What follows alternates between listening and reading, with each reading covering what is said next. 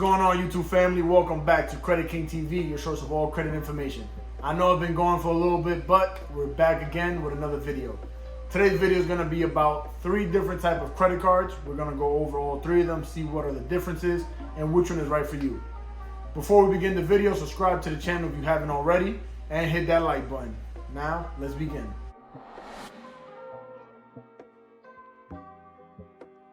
First type of credit card I want to talk about in today's video is called a secured credit card. Secured credit card is when you put your own money towards a credit card from a bank. The way this works is if you have, let's say, $200 you want to put in that credit card, now your new credit limit for that card is now $200. The reason why this is called a secured card is because it's your own money that you're lending yourself, not the bank's money.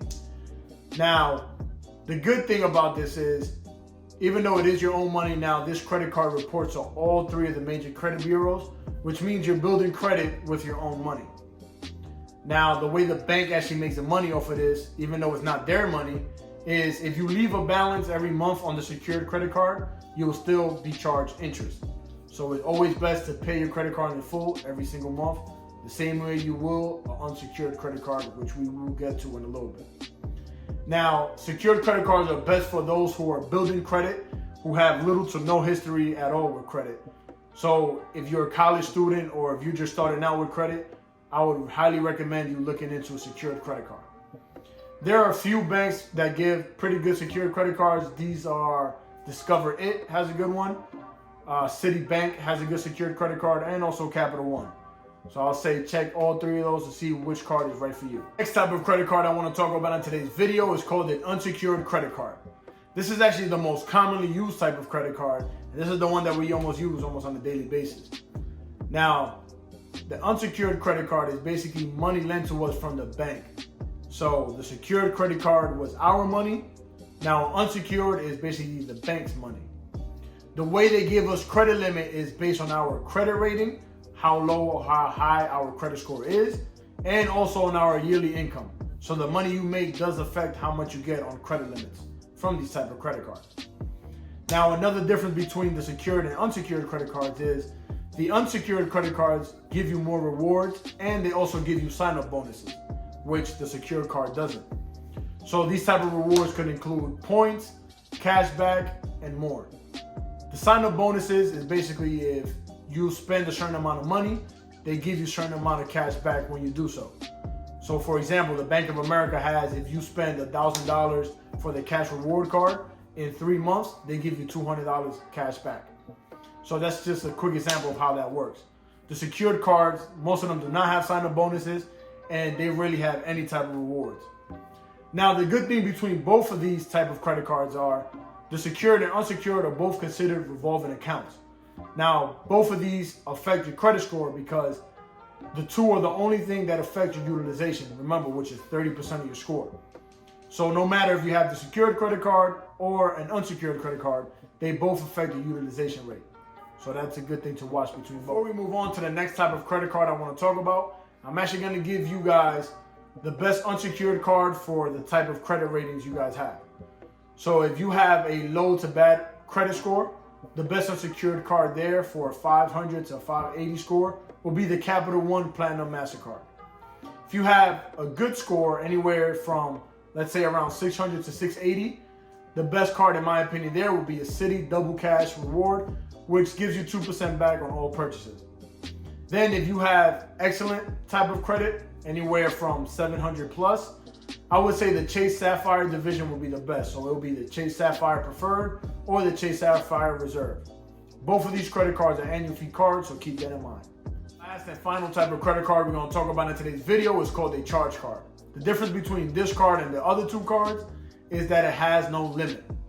Now the catch here is anything you do put on this card, you have to pay it in full by the due date no matter what. So if you put $5,000 on this card this month, you have to pay the full balance of $5,000 to make sure you're good.